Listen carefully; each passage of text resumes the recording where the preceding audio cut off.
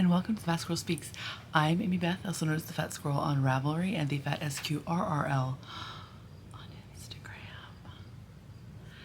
So today I'm going to do something just a little bit briefer. I'm going to talk about just some fall projects I've started. So I'm not going to go into huge detail, but just like I'm excited for the season change. It's starting to feel like, I mean, it's not. We've had actually a beautiful August, but now it's like suddenly ridiculously hot. But anyway, the hope of fall is in the air. And so I just want to just pop in really quickly and talk about those. But before I do that, I do have shameless self-promotion because I have an update tonight in the podcast. In the shop, it's fatsquirrelfibers.com, and I'm having a big Halloween update. I'm really excited. If you're interested in seeing what's there, it'll be up in preview mode later this afternoon. And then all the listings will go live at 9 p.m. Eastern time. And so again, that's fatsquirrelfibers.com. I have so many cute bags. I should just show you a very few of them because like I gotta pay those bills. I didn't show you this one last time. This was like a late edition, but like, oh, so cute. Right. So these are large wedge. I'm just gonna show you the large wedge ones. I have all the sizes that I do, but like I just wanted to remind you quickly, fatsquirrelfibers.com. There are a lot of quantities because I historically like under prepare for Halloween, and so this year I was like, I'm gonna try to make enough so that they don't sell out quite as quickly, so more folks have access to them. And so even if you don't see it in time to like grab one right when 9 o'clock hits, I'm pretty confident that there will be bags for you for quite a while. So yay, that's happening. And then let's talk about fall crafts. Okay. So in spinning, what I'm spinning now that is sort of like spooky / fall season is I have just started spinning this Superwash Shiniko from, there we go, Superwash Shiniko from Hip Strings Fiber, and this is their colorway Haunted. So, right, isn't that fun with the ghosty grays, and a little bit of a purple, a little bit black, but like also some like fall-y colors thrown in. Right, so this is currently on the wheel. I have 4 ounces of it, so it'll just be a smaller skein, but I'm excited about it. And this, the gritty knits that I just spun, that I talked about last week, was also this Superwash Shiniko. It's really fun to spin. Sometimes I'm hesitant to do Superwash wools, spinning wise, because they can get like kind of slippery and hard for me to draft. But this one has been really nice. I've really enjoyed it. So again, that is from Hip Strings in their Haunted colorway. And then in knitting, okay, full disclosure, I don't know that this is necessarily a Halloween cast on, but it has a Halloween stitch marker and sort of has that like spoopy, like alternative cutesy Halloween colorway feel to it. So in my heart, it's fitting the bill. I spun this fiber 1 jillion years ago. I think it's from Moon Rover. Like that's how long ago it's been. And I had 8 ounces of it. It's sort of like DK worstedy, just like super cute. And I decided that I would cast on one of the Andrea Mowry's Traveler cowls. Am I saying that right? Because now that I've, not actually prepared correctly to talk to you. Yes, okay. So Andrea Mowry's the Traveler cowl. So I did a Traveler shawl, and so this is of course the same pattern stitch. But look how cute it is so far. So this one you knit flat and then you seam it, and you get like one of those bandana-y shaped cowls, which I'm not always a huge fan of. Like I just feel like I can't pull them off.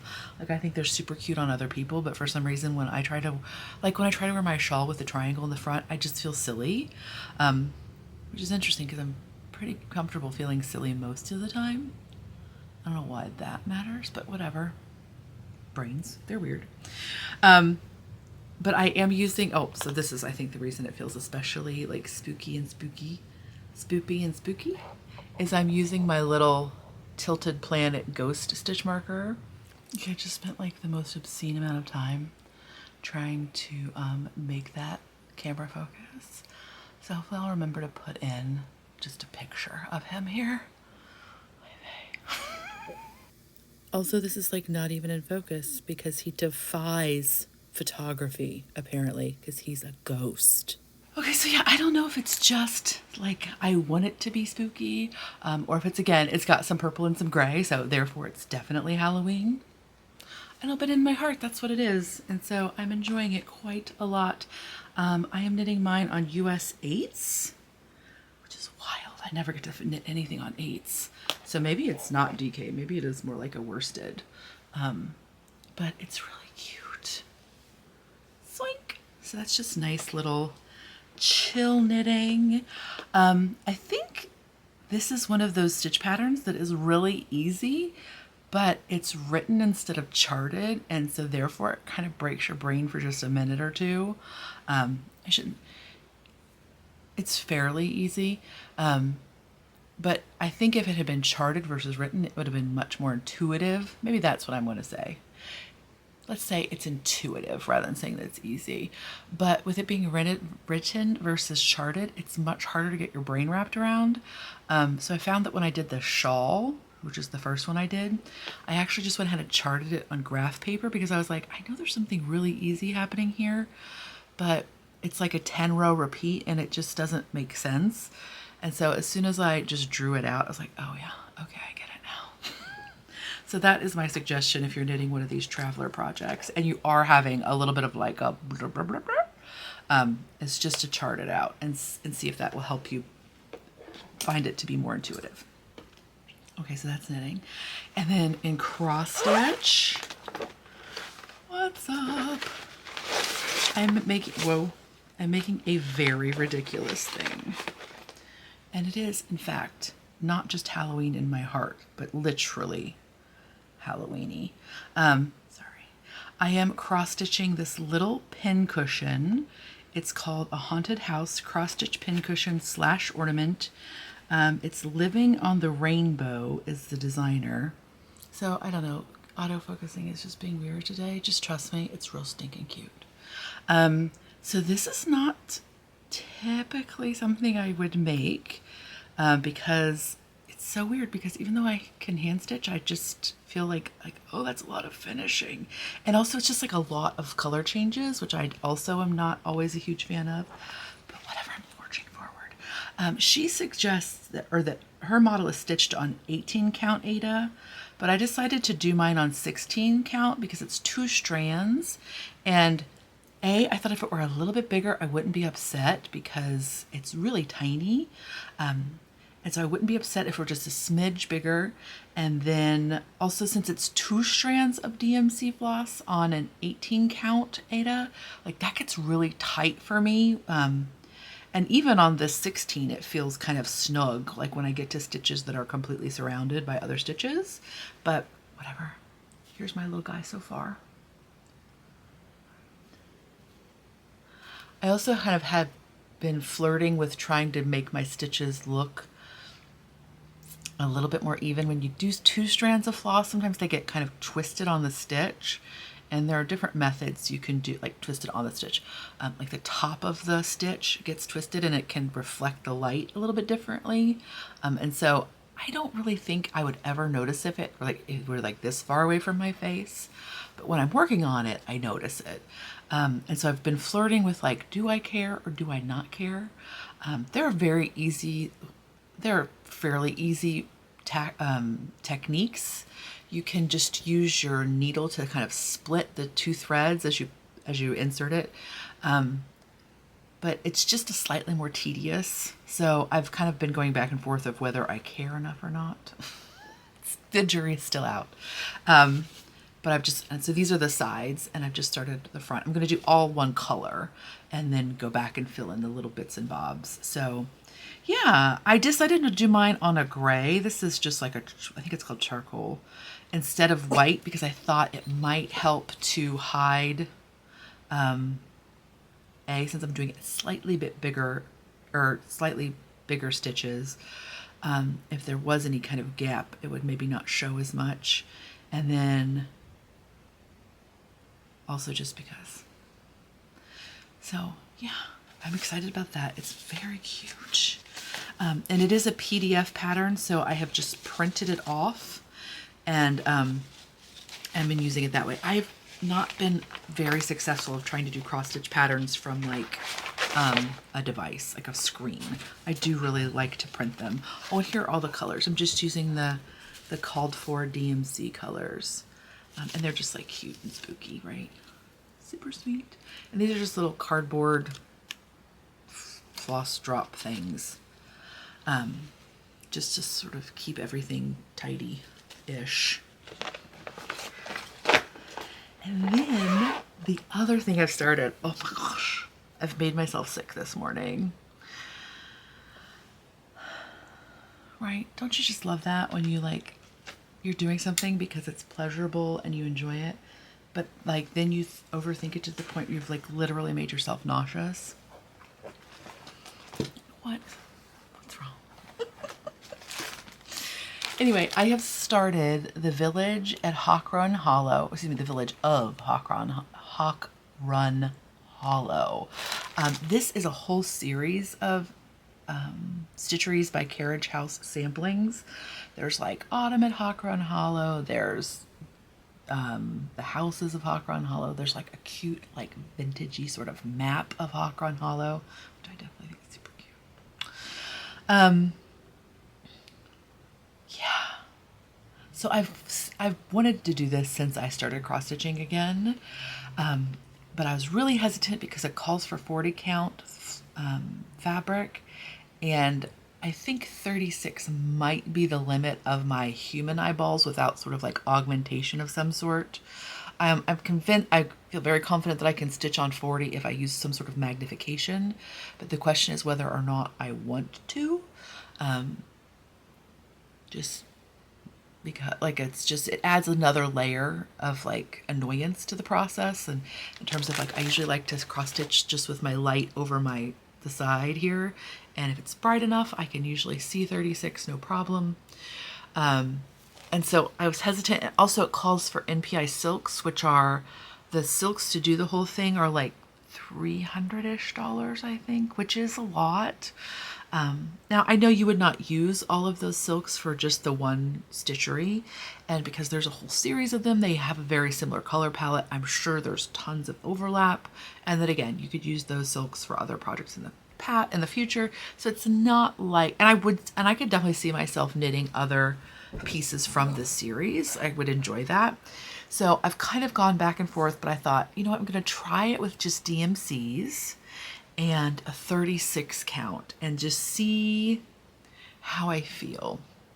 So this is Zweigart in the platinum colorway, 36 count.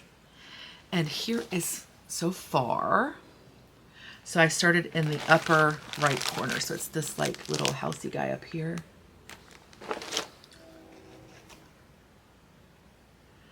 And I feel a teeniest bit conflicted. But I probably should just get over it. Okay, and this is why I feel conflicted. At first, okay, so I had seen on Instagram, I looked at different people's projects, and some of the ones that I didn't like as much, I thought I didn't like them because they were DMCs, because they seemed like less saturated, right? DMC is a cotton floss, NPI is a silk floss, and so one of the benefits to silk is that it can be a little bit more saturated in color, and then it has a little bit more sheen, which sheen doesn't really sound appealing to me, but whatever, they do look good when you stitch them up. But I was like, that is just a little bit more than I want to spend at this moment to do the NPIs. And again, I had just done a project where I used silks and it was 36 count, and I thought, you know, I don't love the amount of coverage. So like when you make your cross stitch, I don't love that I can see the fabric through it. And I thought, I'm not going to ever want to stitch it on 40. So like I should just go with DMCs and just enjoy the process of stitching it And then maybe it won't be like 100%, maybe it'll be like a 93%, but that's still an A, right?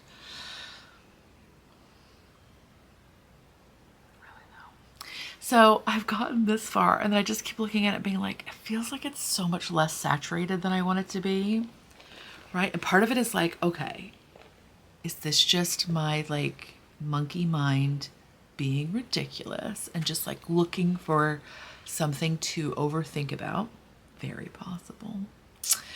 Or will I in fact spend 1 million hours cross-stitching this and then still be like, it's a little bit muted. So I've like gone back and forth and back and forth. I have a piece of the same fabric, the Zweigart Platinum, in a 40 count. And so this morning I thought, you know what? I'm just gonna do like a little bit of practice with the DMCs on it and see if A, I can even stitch on it. Like maybe I literally can't even stitch on it without magnification. And then B, does it really make a difference? Because like it's literally like you're doing it over 2, so it's actually 18 stitches an inch versus 20 stitches an inch. Like, is that really enough difference? And I don't know. Again, as we go back and forth, I'm not going to even try to get it to focus, please. Luckily, Gus is barking at something anyway, so it's just, you know, I tried. I can't magnify today. I can't focus today. I don't know what's going on. So, I don't know. I have, like, made myself a little bit nauseous trying to overthink this and decide what I should do. What I should probably do is continue on this smaller count with the DMCs that I have and just sort of do a little practice square. Like try to do like the house of this square and see how I feel. And then maybe, well, again, either I will be like, this is really unpleasant for me to stitch on, because it is a little bit unpleasant to stitch on, which might be part of the reason I feel nauseous, is that like my eyeballs are just like, no, we can't do that. Do you get like a nauseous? I get nauseous when my eyeballs are angry.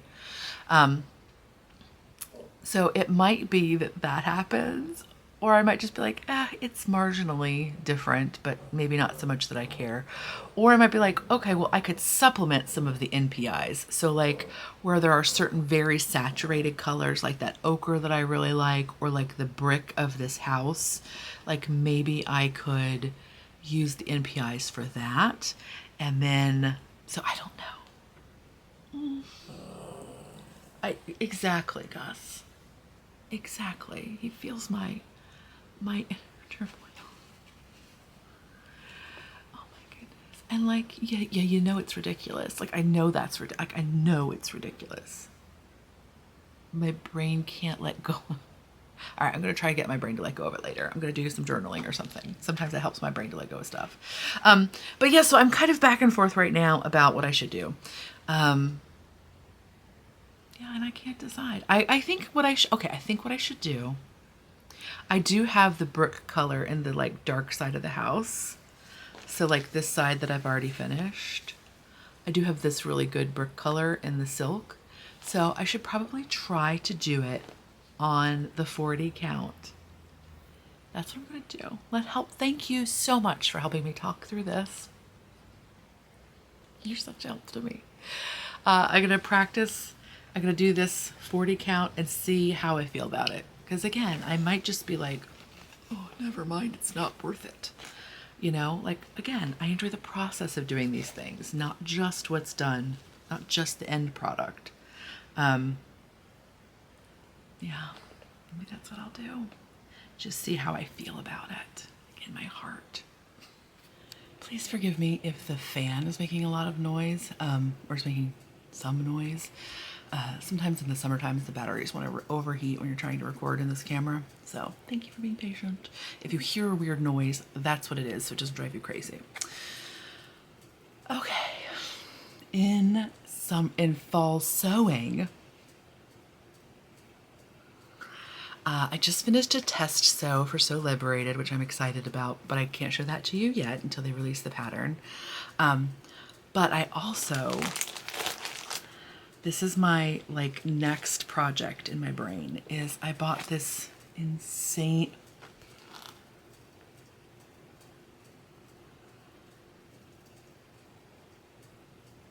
I bought this insane linen from Merchant and Mills, which I might marry. I mean, if it had health insurance, I probably would. The darker, the non-pink color is reading a little bit green on my viewfinder, but I don't know. It is actually more of like a tobacco-y. It is slightly green though, so no, it's probably actually cracked. But anyway, so I bought this sort of like, I think it's 4.5 ounces. Yeah. So it's a lighter weight linen. Like I would not make, for example, pants out of it for me.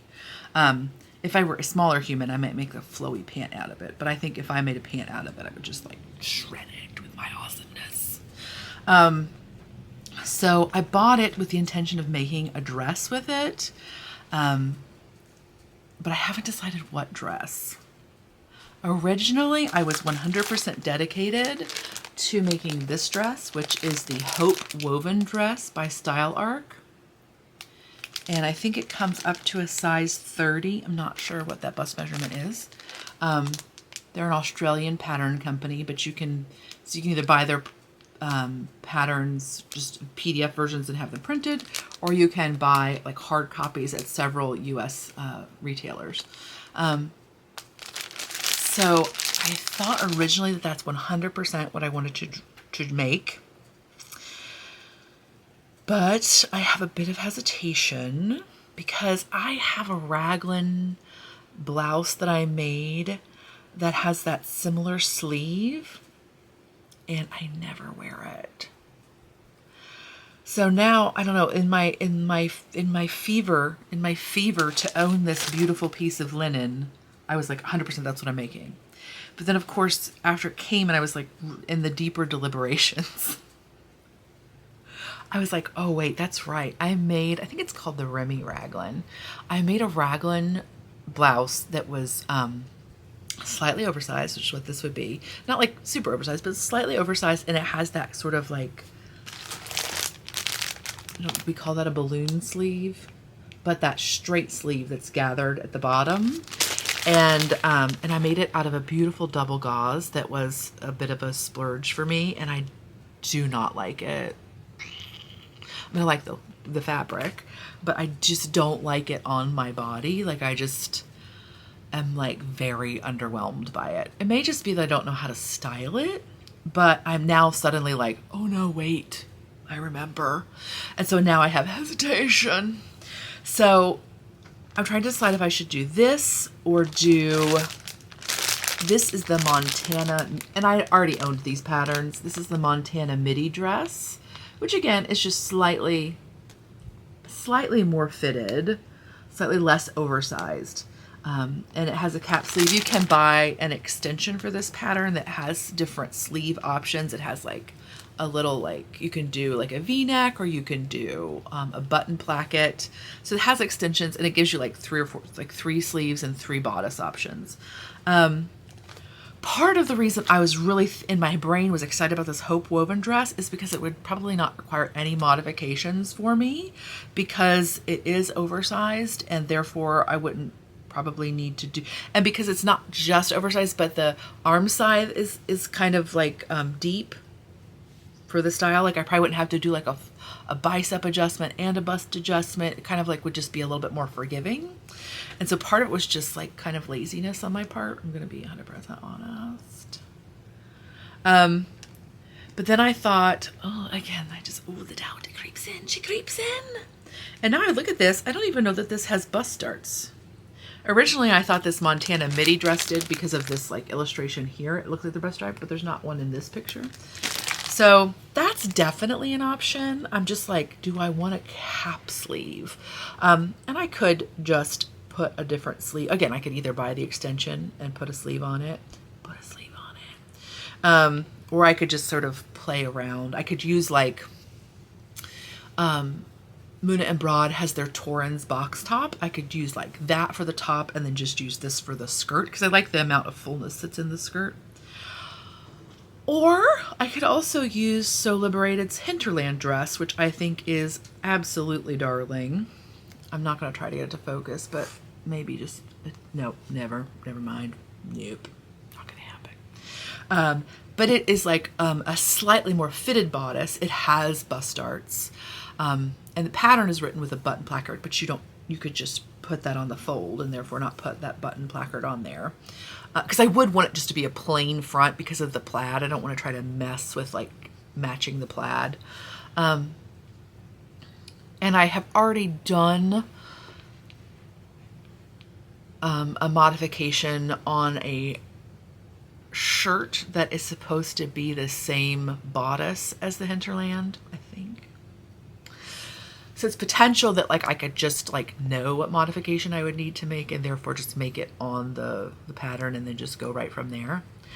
But I don't know. Again, thank you for coming to my indecision hour. I don't know, I was so excited to show you all my different projects because I've been thinking about them so much, and then I realized as I start to talk to you that I'm like, oh, I'm horribly indecisive. So yeah, so I'm just kind of like going back and forth. I do have a fabric that I can make a muslin with, like a wearable muslin for whichever path I start to take. And so that's definitely, I won't make this one without making a muslin for it first because it is a pretty splurgy fabric for me. And I do really want to have a very wearable item. So yeah, I'm just trying to decide.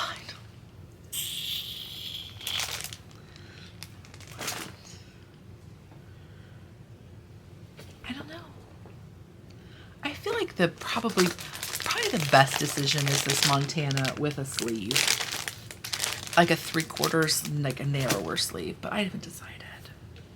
I could just make my Hope dress as a muslin. I bought that pattern like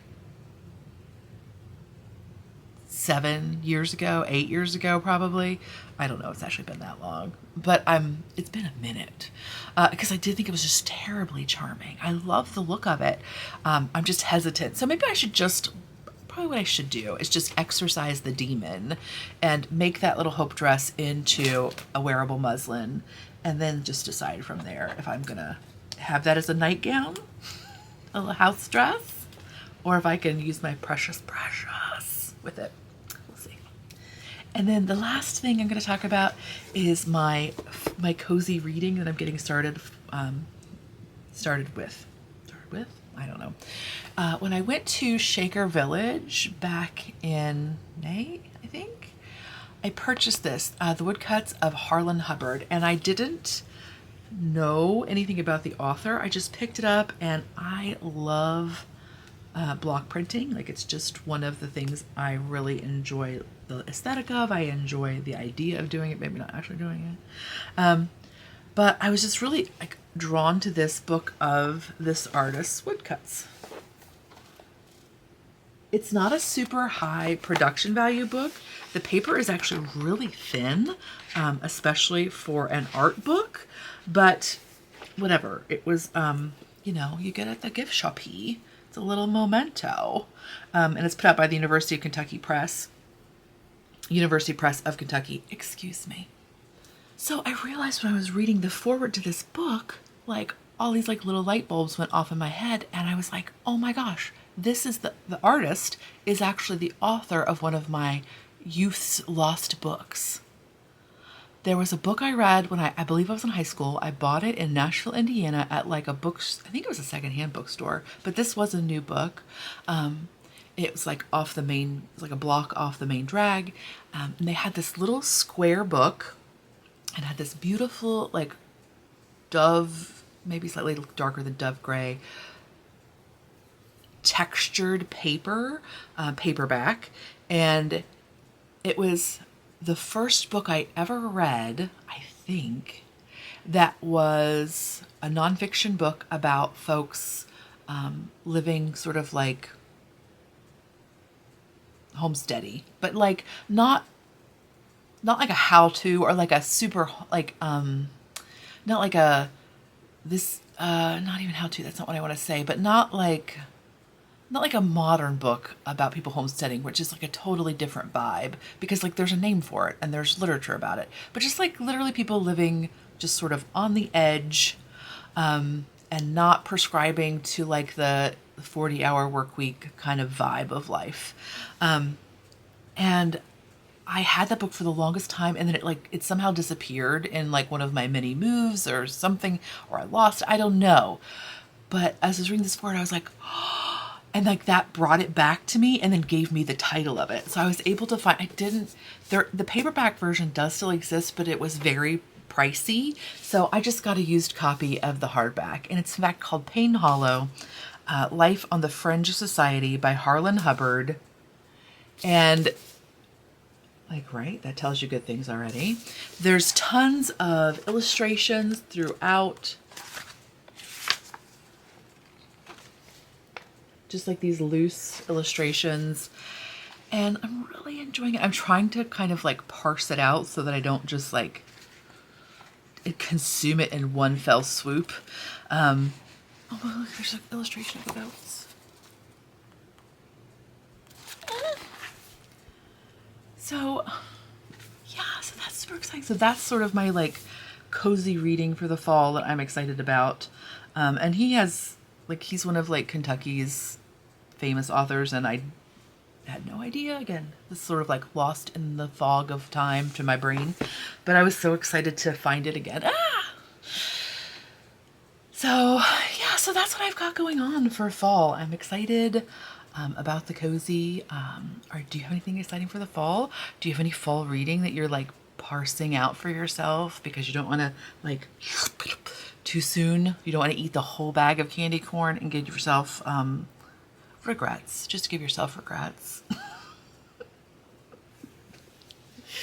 Do you have any fall stitching that you're exciting about? Are you going to do the West MCOW? The West Knits Mystery Knit Along is happening. Very tempted. I have a couple skeins of Another Crafty Girl, and then a complimentary color that might look very cute. And I don't know, I'm just saying. So yeah.